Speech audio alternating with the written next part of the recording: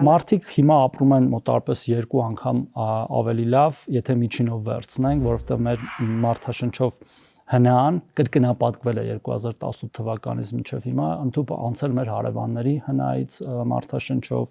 250,000-ից ավել աշխատատեղ է ստեղծվել Հայաստանի Հանրապետությունում 2018 թվականի մայիսի համեմատ մենք ունենք կրկին պատմական ռեկորդ 805,000 ըստ էության աշխատատեղ, որոնք աշխատում եւ եկամտային հարկեր են վճարում եւ պետքա պարզապես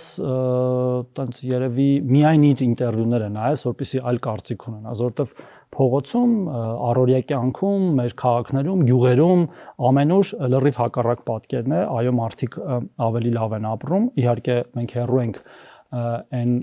մտքից, որ Հայաստանը արդեն զարգացած է եւ այլևս զարգանալու տեղ չունի, ոչ, մենք դեռ երկար ճանապարհ ունենք անցնելու, որպեսզի համարվենք զարգացած երկիր, բայց մենք զարգացման ճիշտ ճանապարհի վրա ենք, դրա մասն եմ վկայում թե իմ ասած թվերը եւ թե մեն տնտեսական աճը, որ մենք ամեն օր արձանագրում ենք, ամեն ամիս ըստ էության, նաեւ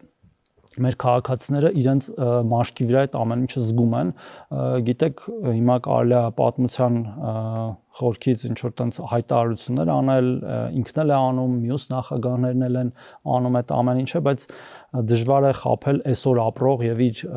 աչքով, ականջներով այդ ամեն ինչը զգացող մարդկանց։